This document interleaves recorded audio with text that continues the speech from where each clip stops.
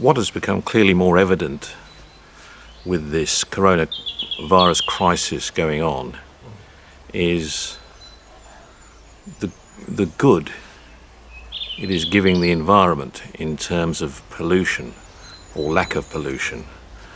In fact, every morning when I go out and see the clear skies and just the birds singing, there's just an abundance now of life that wasn't there before, or one just didn't hear it or notice it as much as one does now. And that clearly is something that is doing the world some good. There's no doubt about that. In fact, now I can sit and I can listen to birds of various species singing away from morning till night in the garden. Come on, you hear that?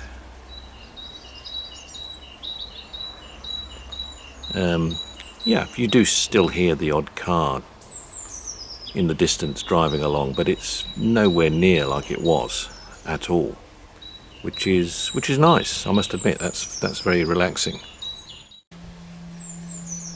I think it is a very critical time now to look at all the alternative energy opportunities in a great more detail. I mean, I know we have been leading the way in terms of solar and in terms of wind turbine, but I think we must look at developing that even further in terms of how one looks at the opportunities that are in alternative energy, so that we can really work hard at meeting those goals that we set ourselves for becoming greener quicker.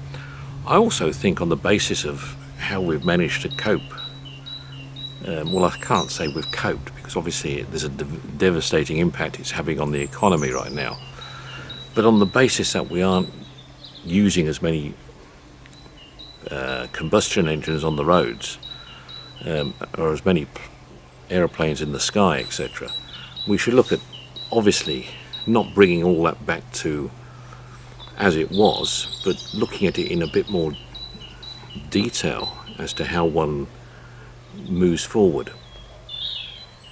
I think it's been made obvious that people can provide services using online facilities, Skype, Zoom, and all these sort of things, for education, for training, for communication.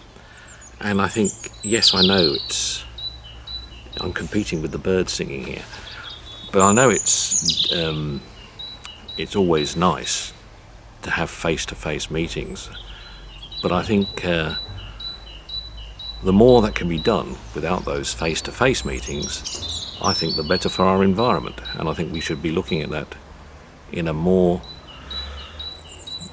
eager way as we go forward now.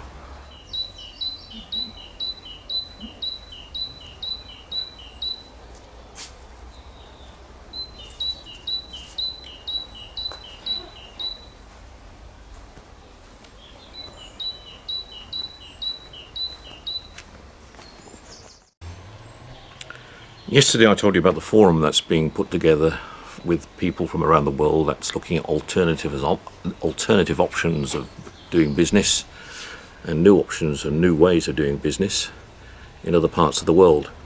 That's ongoing, and as I said yesterday, it's in the early stages. Something else I'm doing. Someone's doing some handiwork in the house somewhere. Sounds like an angle grinder. Yeah. I've also realigned the HyperCarrot website from looking at the consulting opportunities and focus to online sales. And the online sales position we're taking is on health foods predominantly in the form of alternative medicine type foods, and product that is generally good for you in terms of how it affects your immune system, and you know, it does a lot of vitamin type boosting products and that type of thing. So that's what Hypercarrot is busy changing itself to become. It won't be specific to one brand of products. It will be open to a broad range of products from around the world, and it will be an online facility serving the general public and also small health store establishments that are out there. That's where we are going with that. Okay, I think I better go in now. It's getting too noisy out here. Not really. I think it's Mummy's waiting for her cup of tea, which I'm going to bring up to her in the bedroom. Louis is enjoying his Louis, come here, boy. Come on. Come on, old sunshine. No? Okay. Now Louis is enjoying his lays in the sun over there, so I won't disturb him. Talk to you again tomorrow. Bye-bye.